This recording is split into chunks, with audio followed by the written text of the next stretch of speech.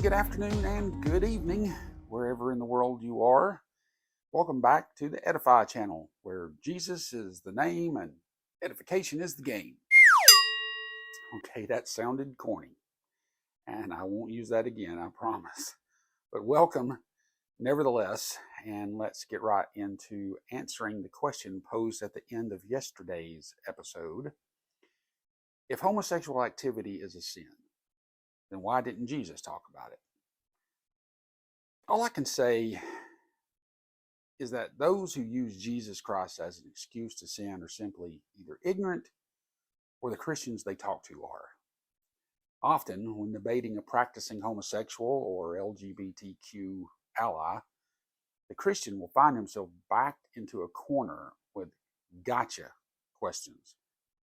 However, the answers to those questions are not that difficult, but the enemy sure knows how to twist the truth, doesn't he? The supporter of homosexual activity will set up the Christian by asking a question which they already know the answer to. Do you believe the Bible? The answer, of course, will be yes. Then the homosexual activist will go back to Genesis 19, Leviticus 20, and ask things like, so, do you believe homosexuals should be put to death? Many times this is where they get tripped up, the Christian that is. This stops most Christians in their tracks. Most believers will say, no. But this is a gotcha answer. Why? Because if the Christian or heterosexual supporter says no, then that's disagreeing with Scripture. That by itself should open up a gigantic can of worms. If they say yes, okay, well, then besides other reactions, including being labeled or, as a Nazi or a terrorist or something, the activist can ask, okay, well, then why didn't Jesus ever talk about homosexuality? Didn't Jesus say we should love our neighbor? When did he ever say homosexuality was a sin? What is the answer? How would you respond? Did Jesus say homosexual activity was a sin or not? He didn't have to. Look, Jesus never said it was a sin to drive 100 miles per hour in a school zone. But he did tell us to obey the laws of the land. Not to mention loving our neighbor. It's hard to love your neighbor and drive 100 through a school zone. And Jesus never specifically mentioned homosexuality either. But what he did say had wide implications for all types of sexual activity outside of God's design.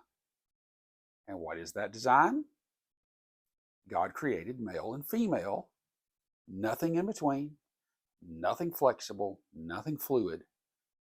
God created male and female as complementary to each other, as examples for theological truths yet to be revealed. Look at the following verses. Look at Matthew chapter 19, verses 4 through 6. And he answered and said unto them, have ye not read that he which made them at the beginning made them male and female, and said, for this cause shall a man leave his father and mother, and shall cleave to his wife, and they twain shall be one flesh? Wherefore they are no more twain, but one flesh. What therefore God hath joined together, let not man put asunder.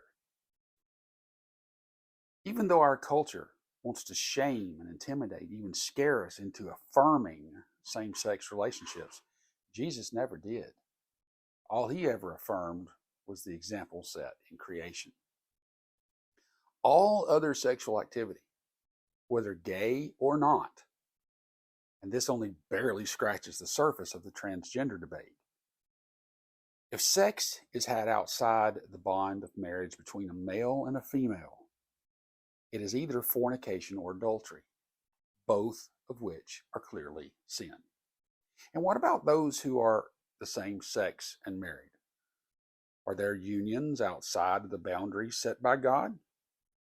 If not between a married male and female, All sexual activity is an abuse of a very special gift given to us by our Creator.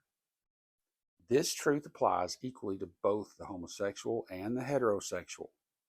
Therefore, Jesus did indirectly address homosexual activity when he affirmed the opposite. So, what are your thoughts? You're welcome to leave them in the comments section, so long as they are not hateful or threatening. And if you are finding the content of this channel informative or helpful, please consider liking this video and clicking the subscribe button. So what's the next question? I'm glad you asked. Is it a sin to be proud of who I am? Let's discuss that tomorrow when we return for another episode of Edify. God bless and keep you till we meet again.